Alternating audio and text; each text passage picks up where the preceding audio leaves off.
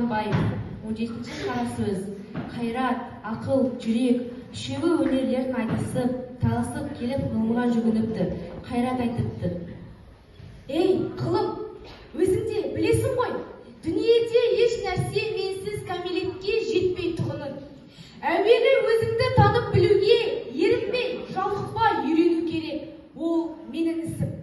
Құдайға лайықты ғибадат қылып, ерінбей, жалықпай қалпына келтірмек те менің ісім.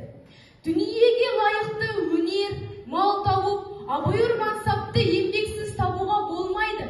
Орынсыз, болымсыз нәрсеге үйір қылмай, бойды таза сақтайтұғын. Күнәкарліктен, көрсе қызар жеңілдіктен, нәпсі шайтанның азғыруынан құтқаратұғын. Адасқан жолға бара жатқан бойды қалпына келтіретұғын. Мен емеспін бе?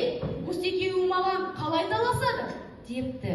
Ақыл айтыпты: не дүниеге, не ақиретке, не пайдалы болса, не залалы болса, білетұғын мен. Сенің сөзіңді ұғатұғын мен. Менсіз пайданы іздей алмайды екен. Менсіз залалдан қаша алмайды екен. Менсіз ғылымды оқып үйрене алмайды екен. Осы екеуі маған қалай таласады? Менсіз өздері неге жарайды? Депті. Содан соң жүрек айтыпты: мен адам денесінің парчасымын. Қан менен тарайды, жан менен мекен қылады. Менсіз тірлік жоқ, жұмсақ төсекте.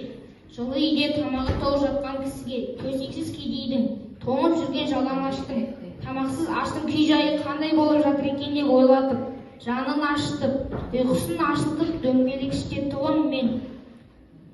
Үлкеннен ұят сақтап, кішіге рақым қылатұғын мен.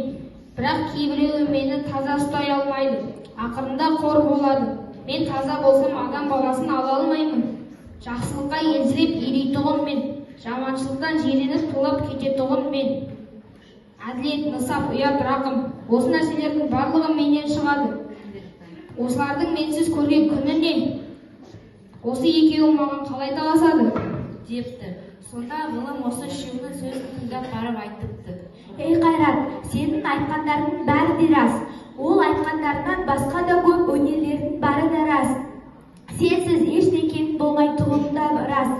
Бірақ сенің қаруына қарай қаттылығың да мол, пайдаң да мол, бірақ залалың да мол.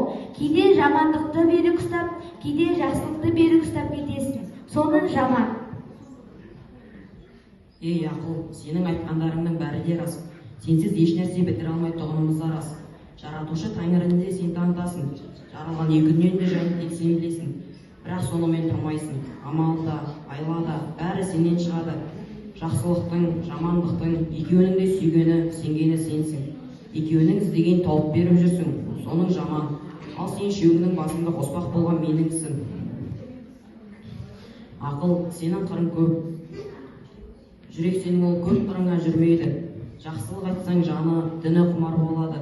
Жаманшылық айтсаң ермейді. Ермек түгілі жереніп, үйден қуып шығарады. Қайрат, сенің қаруың көп, күшің көп. Бұның бәрін саған бостан-босқа жібермейді.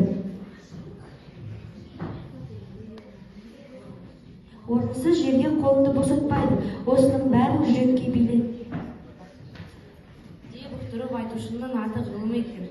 Ұқтырып айтушының аты.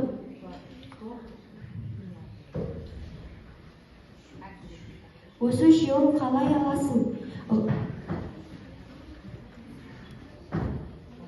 Құдайшылық сонда қалпыңды таза сақта деп ұқтырып айтыпты.